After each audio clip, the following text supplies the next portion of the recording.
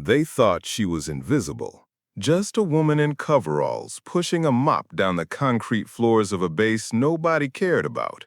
But when a rifle was handed to her, every seal in the room froze, because the way she held it, the way she fired it, wasn't cleaning duty. It was something else entirely. Welcome back to Velvo Stories, where silent heroes step out of the shadows and the truth hides in plain sight until the moment it can't anymore. The hangar smelled of oil and dust, the kind that clung to everything, from the steel beams overhead to the boots of the men who stomped across the floor. The SEAL detachment had returned from a long training cycle, their gears scattered in heaps, weapons in need of cleaning, voices echoing with laughter that masked exhaustion. No one noticed the woman at first. She was bent over her mop bucket, pushing the long handle across the concrete floor in slow, steady strokes.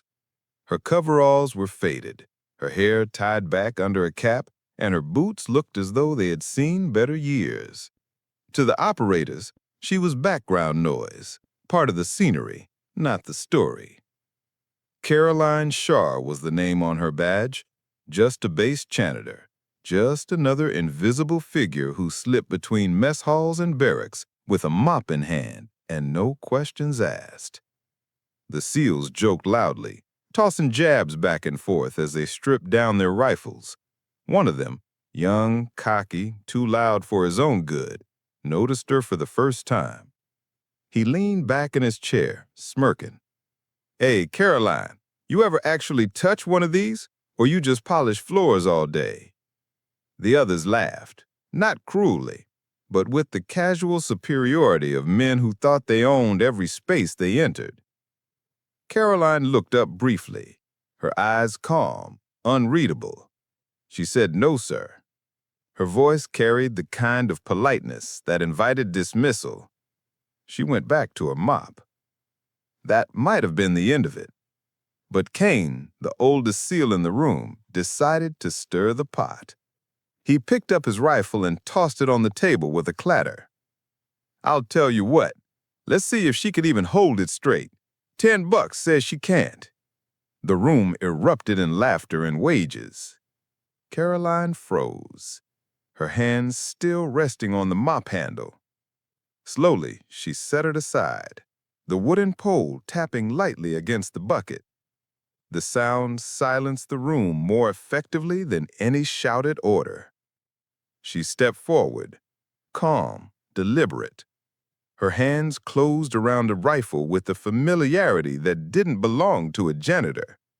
She checked the chamber without looking, her fingers brushing the safety with practiced ease. Her stance shifted, weight balanced, shoulders squared. The SEALs fell quiet. "Targets are up," Kane said, voice suddenly tighter than before. He motioned toward the range down the corridor. Steel plates lined at 200, 400, and 600 yards. "Let's see if she can even find them."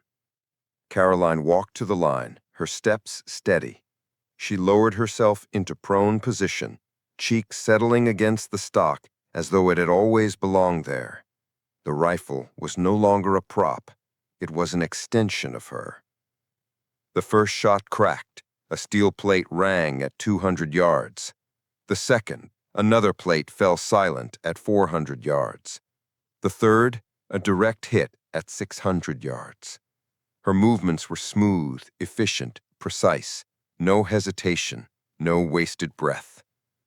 Behind her, the SEAL stared. The young one with the cocky grin now had his mouth slightly open, his bet forgotten. Kane leaned forward, his eyes narrowing. That wasn't luck. That wasn't chance. That was training, years of it. Caroline rose slowly, dust streaking her knees. She set the rifle back on the table with deliberate care, as though returning a borrowed tool. Then she picked up her mop again. "Floor is not finished," she said simply, her voice quiet but firm. The SEALs exchanged glances. Their laughter was gone. What replaced it was unease and a new question hanging heavy in the air. Who was she? The next morning, the hangar hummed with activity. But the air felt different. The usual banter between the SEALs was quieter, restrained, as though something invisible had shifted the balance in the room. The woman with the mop was no longer just background. Caroline Shaw moved as she always did, pushing her bucket across the concrete, the squeak of wet wheels echoing softly between metal beams. She kept her eyes down, shoulders relaxed, the posture of someone who had spent a lifetime being overlooked. But now, every step she took carried shadows of the night before, echoes of steel plates ringing under perfect shots no one had expected her to make. Kane leaned against a crate, arms folded, watching her. He wasn't smiling this time. His eyes were narrowed, studying her like a puzzle piece that didn't belong. "You know, 3 shots don't make a sniper," he said finally, breaking the silence. The other SEALs glanced at him, then at her. Some grinned nervously, others just waited. The cocky one from before, Mason, piped up. "Yeah, for all we know, that was luck." Caroline kept mopping. "Then call it luck." Kane pushed off the crate, walking slowly toward her. "Luck doesn't check a chamber like you did. Luck doesn't adjust a scope without thinking. You've done this before." Her grip on the mop tightened, but she didn't look up. "I just cleaned floors, Sergeant." The line hung in the air, absurd and defiant. Kane let out a low chuckle, shaking his head. Then he nodded toward the range. "Let's test that luck." Minutes later, the SEALs gathered along the firing line. This time, it wasn't friendly banter. It was deliberate. Kane had set it up. Targets at staggered ranges, some moving on tracks, others hidden behind barriers that demanded precision timing. It was the kind of drill designed to break rookies and challenge veterans. Caroline stood at the edge, her mop left forgotten by the wall. She looked at the setup, then at the men who had brought her there.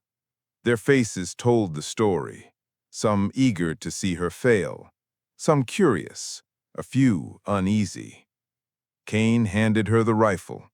"Last night was simple. Today, let's see what you really are." She stared at the weapon for a long moment before taking it. Her fingers wrapped around the grip with that same haunting familiarity. She walked to the line and went prone, settling into the dirt as if the ground itself had been waiting for her. The drill began.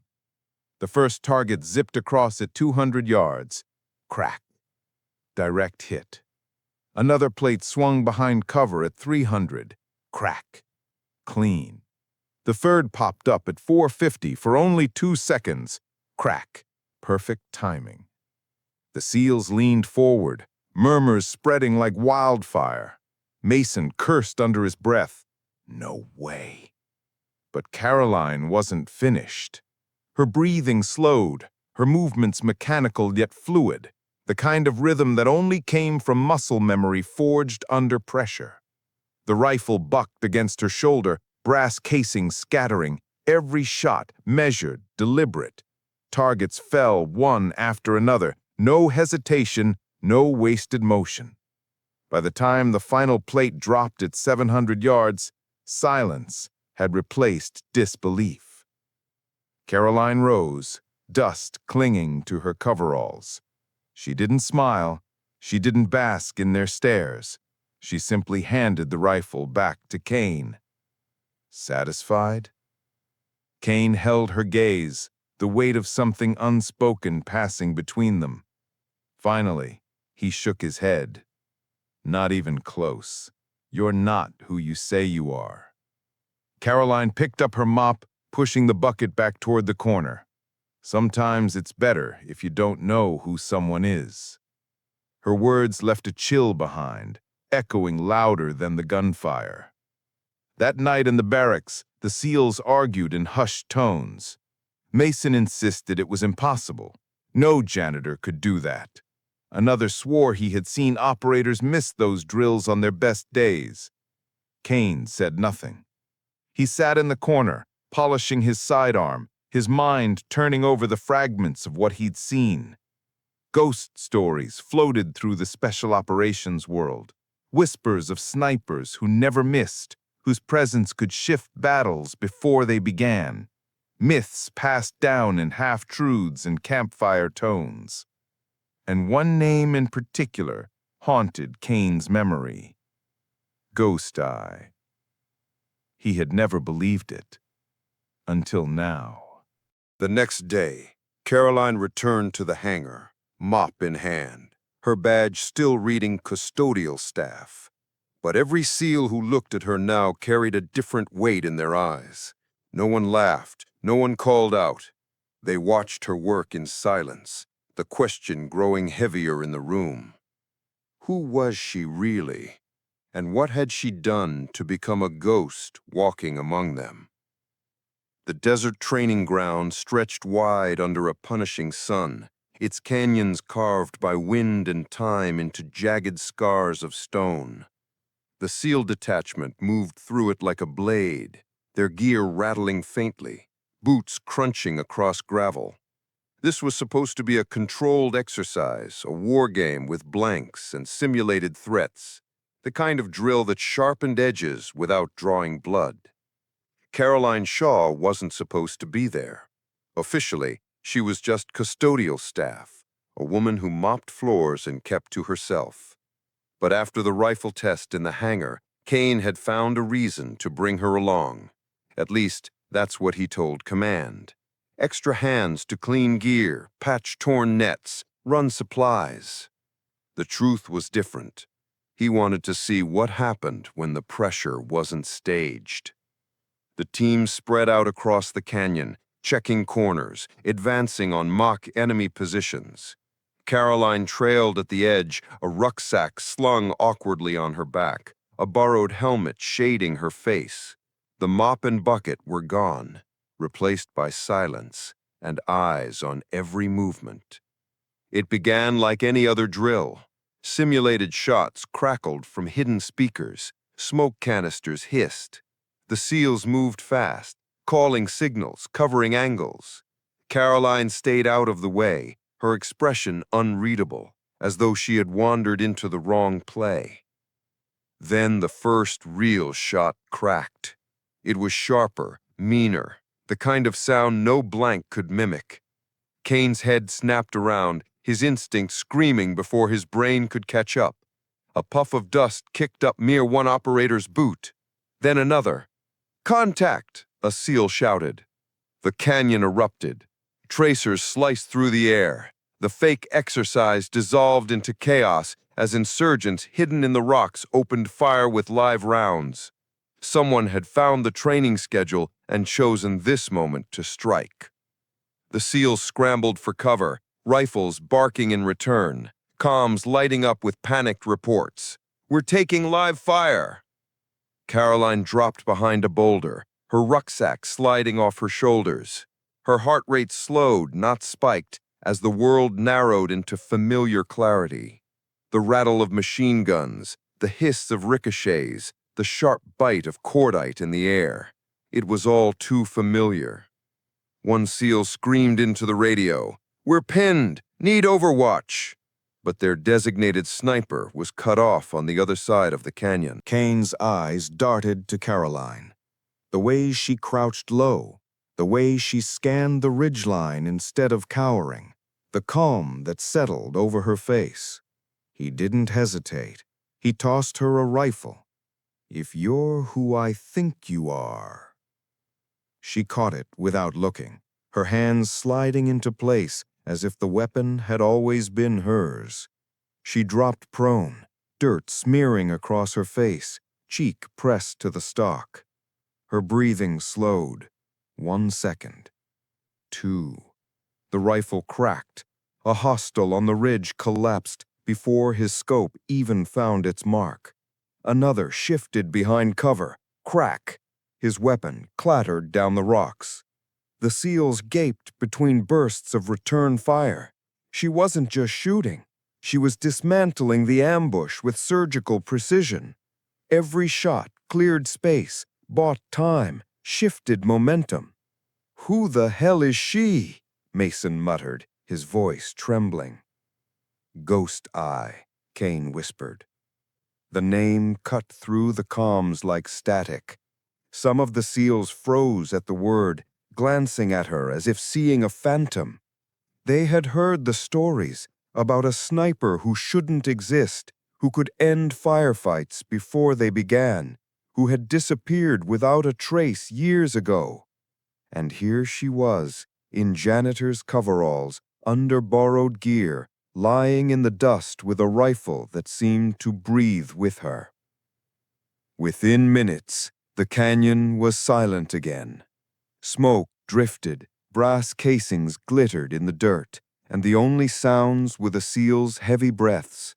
The insurgents were gone, driven back by shots they never saw coming. Caroline rose, brushing dust from her knees, face streaked with sweat and grime. She handed the rifle back to Kane without a word. Her eyes were calm, steady, almost detached. The SEALs stared. No one laughed now. No one doubted. Mason broke the silence, his voice quiet, almost reverent. That wasn't luck. Caroline picked up her rucksack, slinging it over her shoulder. Her voice was flat, almost cold. No, it wasn't. As the team regrouped and prepared for extraction, the weight of what they had just witnessed pressed down on them. They had come for a drill.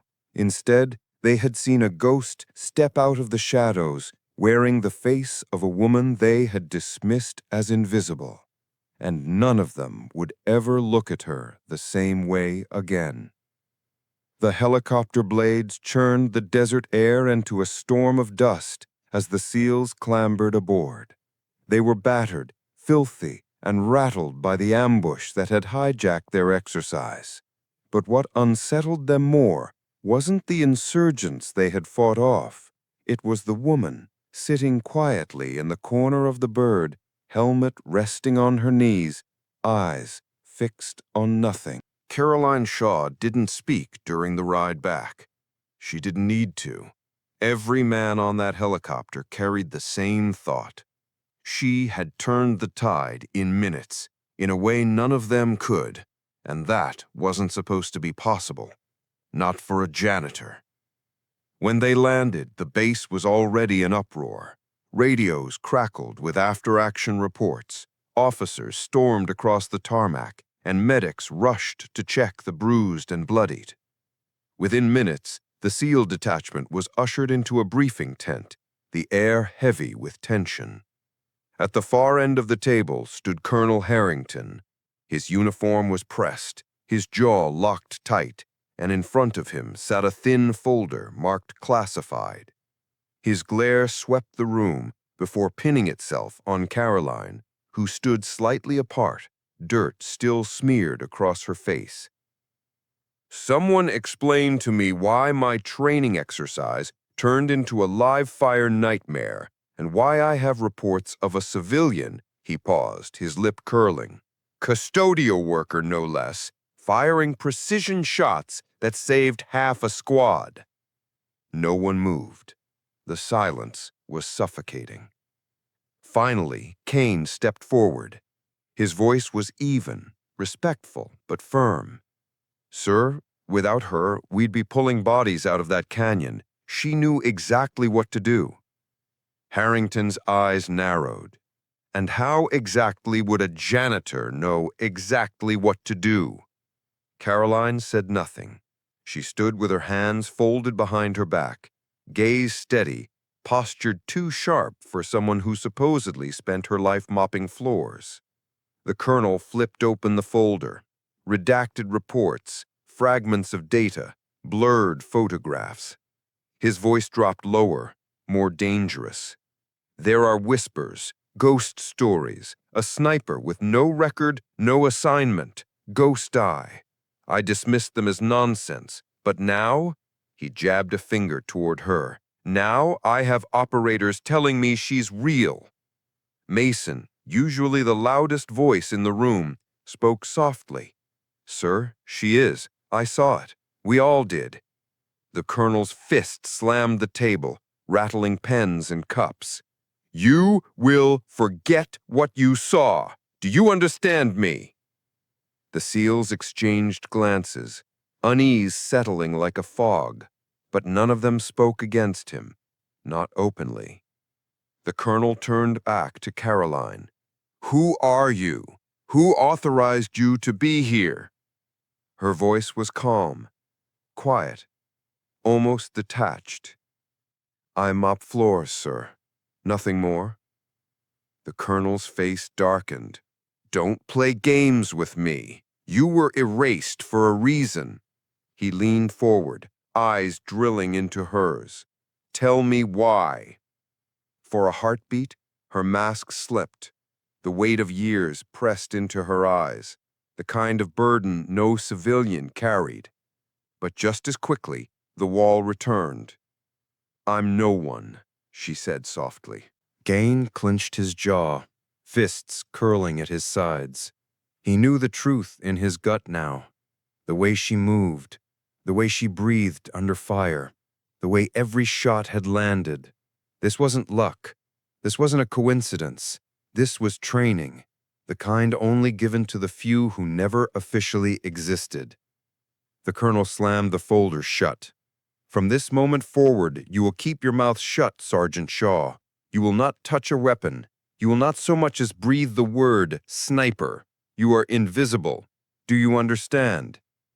Caroline inclined her head, her face expressionless. "Yes, sir."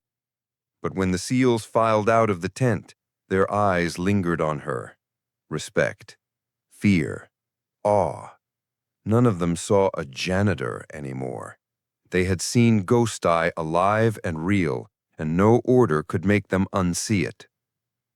That night, whispers spread across the barracks. Some men swore they'd seen legends walk before. Others argued no one could shoot like that without being bred for it. Kane sat in silence, staring at his bunk, the name echoing in his mind, Ghost Eye. He knew what the colonel feared. Once the ghost was spoken of openly, it couldn't be buried again. And Caroline? She knew it too. As she walked the halls with her mop once more, the silence around her wasn't ignorance anymore. It was recognition. And recognition was dangerous. The bass seemed louder in the days that followed. Engines roared, radios barked, orders ricocheted from one tent to another. But beneath all that there was a tension that no one could name aloud. It hung in the air like static before a storm, and everyone knew the source of it. Caroline Shaw walked the corridors with her mop bucket as if nothing had changed. Same coveralls, same steady pace, same eyes lowered when officers passed. But the illusion no longer worked. Everywhere she went, eyes followed. SEALs who had once ignored her now fell silent when she entered a room. Some whispered when she left. Others saluted her in small, subtle gestures when no one was watching. Even the cooks in the mess hall had started calling her ma'am without realizing it. It wasn't respect for a janitor. It was fear and reverence for something else. Something whispered, Ghost Eye. Kane had been careful. He never said her name directly, but his men had seen enough. When they trained on the range, he caught them glancing toward the hammer, as if half expecting her to appear, rifle in hand, to correct their aim. Colonel Harrington, however, was not blind. He summoned Kane into his office late one night, the blinds drawn, a single desk lamp casting sharp shadows. "I told you to forget," Harrington growled, tapping a folder thick with incident reports. "And yet my men can't stop talking about her, the ghost." Kane stood rigid. "With respect, sir, she saved us. You can't expect us to unsee that." The colonel's fist slammed the desk. "She was erased for a reason. Do you know what happens when names like hers crawl back into daylight? People start asking questions, questions that were buried with blood and silence." He leaned forward, eyes burning. "If she breathes that name again, it won't just be her life on the line. It'll be yours, and every man under your command." Kane said nothing. He didn't need to. His silence was defiance enough. Meanwhile, Caroline worked the motor pool at dusk, rinsing oil from the concrete, her hands black with grease. She felt the stares even when backs were turned. She heard the whispers when voices thought they were low enough. Ghost Eye. The name scraped against her bones like an old wound reopening. Once it had meant power. Once it had been spoken in tones of fear across battlefields she was never meant to stand on. Now it was a curse, a chain she had broken, only to find welded back around her throat. Mason approached her one evening, shuffling his boots nervously. The cocky grin was gone. What replaced it was awkward reverence. "Ma'am, I just wanted to say I didn't mean what I said back then about luck. You saved us." Caroline glanced at him, her expression unreadable. "Luck runs out, Sergeant. Don't mistake me for it again." He nodded, swallowing hard, then walked away, shame burning in his ears. Later that night, Kane found her sitting outside the hangar, the desert star sharp against the black sky. She was cleaning a sidearm, not hers, not logged to her name, but one that fit her hand too perfectly.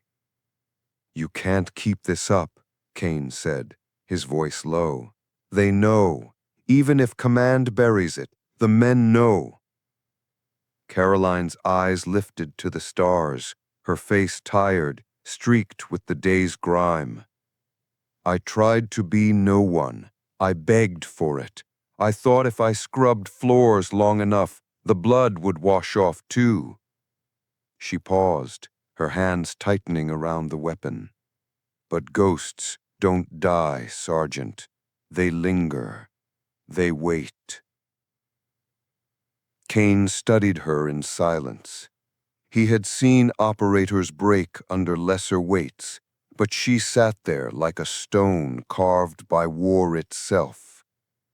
Finally, he asked, "Why erase you? What did you do?" Her lips curved, not to a smile, but something closer to bitterness. "I did my job too well. One shot too many. One order carried out that shouldn't have been. And when the war ended, they couldn't bury the truth, so they buried me instead." The silence stretched between them, heavy and endless. Then Caroline stood, tucking the sidearm away, her posture once again the quiet invisibility of a janitor. "Tomorrow, I'll mop floors again, and you'll pretend you don't know me. That's the only way this ends without blood." Kane shook his head slowly. "You can pretend, Shaw, but they'll never forget. Not after what they saw." And he was right. In the weeks that followed, the name spread quietly across the base, whispered in mess lines, murmured on ranges. Ghost Eye. No matter how hard the colonel tried to bury it, legends had a way of clawing back to the surface. And this one walked the halls in coveralls, mop in hand, eyes carrying the weight of every shot she'd ever fired. The desert base was restless. Soldiers moved with an edge in their steps. Conversations dropped to whispers when certain names passed through the air. Colonel Harrington's warnings had only fueled the rumors, not silenced them. And at the center of it all was a woman in coveralls, pushing a mop down the same corridors she had walked for months, as if nothing had changed. But everything had. The SEALs had seen her. They had watched a ghost rise out of the dust and save their lives with impossible precision. And the kind of truth that burned like that couldn't be locked away, no matter how many folders were stamped classified. It was late afternoon when the alarms wailed. Sirens split the air, red lights flashing through the motor pool where Caroline worked alone. She didn't flinch. Chaos had a way of finding her, and she had long since pretended it wasn't part of her life. A voice boomed over the PA system. Base perimeter breached. Incoming fire from ridgeline. All units respond immediately. The motor pool erupted with shouting men, boots pounding against steel and gravel. Caroline set her mop aside, her jaw tightening. She could already hear the distinct rattle of machine guns echoing from beyond the wire. This wasn't a drill. Kane burst into the bay, helmet strapped, rifle ready. He saw her and hesitated, his eyes locking on hers. In that instant, no words were needed. He tossed a rifle at her feet. "Don't make me beg, Ghost Eye." She stood still for a heartbeat, the name slicing through the noise like a blade. Then, without another word, she picked up the weapon, chambered around with practiced grace, and followed him into the storm. Outside, chaos reigned.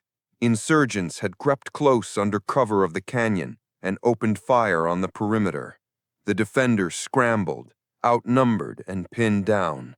Smoke rose in jagged columns, the sharp cracks of rifles mixing with the scream of ricochets. The SEALs dove for cover, returning fire where they could, but the high ground gave the enemy the advantage. One operator fell, his shoulder torn open. Another shouted into comms for air support that wasn't coming. And then Caroline dropped prone. Her cheek pressed to the stock. Her breath slowed. Time stretched thin, as if the battlefield itself bent around her. She found the glint of a scope on the ridge and squeezed the trigger. Crack! The enemy sniper fell. She shifted. Another hostile darted between rocks. Crack! He tumbled into the dust. Again and again, her rifle sang. Every shot a message, every round erasing a threat before it could breathe. The SEALs, caught between returning fire and watching in awe, couldn't help themselves. Mason whispered hoarsely, "She's not even aiming. She's painting the battlefield." Kane's voice was grim, steady. "No, she's remembering who she is." The insurgents faltered. Momentum shifted. With each body that fell to invisible crosshairs, the assault broke apart, confidence bleeding away.